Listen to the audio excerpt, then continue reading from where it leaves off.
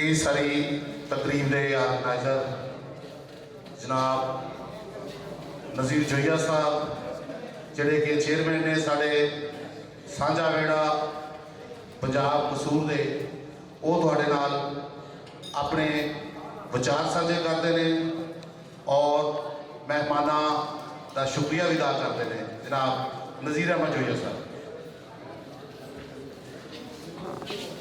जी, मैं सब तो पहले तो अपने बच्चों का बहुत बहुत धन्यवाद शुक्रिया अदा कराँगा कि मैं निकलिया कसूर चो बच्चों ने मेरे नाल बहुत बढ़ चढ़ के मतलब असीं जाने ना तो एक चौर साहब बच्चों के अंदर एक संग जी एक घुटन जी होंगी है।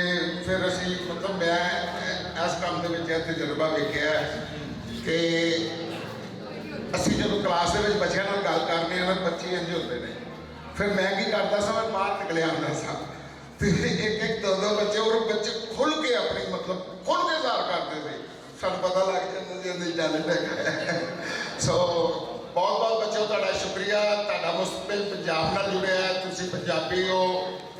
ठीक है, साडी नलायकी है पंजाबियों की कि असीं तुहानूं उस तरह साइंस नाल टैक्नोलॉजी नाल नहीं जोड़ सके, मगर तुहाडे कोल वीडियो तो रखने सोशल मीडिया आ गया, बहुत कुछ आ गया। साडे वेले ते असीं 6वीं च आए हैं, सानू ABC मतलब मैं 6वीं छाड़ी इस तो गया सा सलामिया मैं अंग्रेजी ने डी नहीं लिखी है।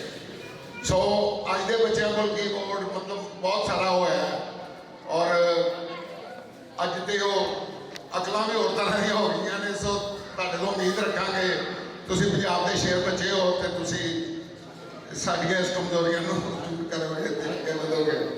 दूसरा जी, मैं सारे उस्तादां दा जिन्होंने मेरे नाल तावन किया, मैं बहुत बहुत धन्यवाद। ਇਹਦੇ ਨਾਲ मतलब असीं निकले हैं, सानू खुद को बहुत कुछ सीखने को मिले है और ये जुड़ तो इंशाल्लाह साडी चलेगी। आइंदा भी मतलब असीं लैके आवांगे। और जे मैं गल करा सौखी बाड़ जी का तो मैं समझना कि कमाल मतलब इत्थे बंदा उनका कॉल है कहते गब्बू अल्लाह मियाँ जो रिजक देवे ना उन्होंने वरतन का बल भी दे। तो ये शख्स ने जिन्होंने वरतन का बल आता है, जिन्होंने वर्त के विखाया भाई पैसा होना कोई इशू नहीं है, वह वर्तारा की है। सो इन्होंने वर्ल्ड के उत्ते पंजाबी की खिदमत कर रहे हैं, बहुत बहुत धन्यवाद। और चौधरी साहब साढ़े कसूर का मान और सानू जी कोई पंजाबी का जस पाया तो इन्होंने पाया है।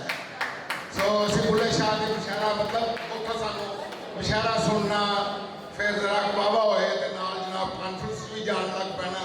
मतलब सानू सुर तो मत सरकार बुल्ले शाह का कलाम उत्थों ही लभ्या पढ़िया।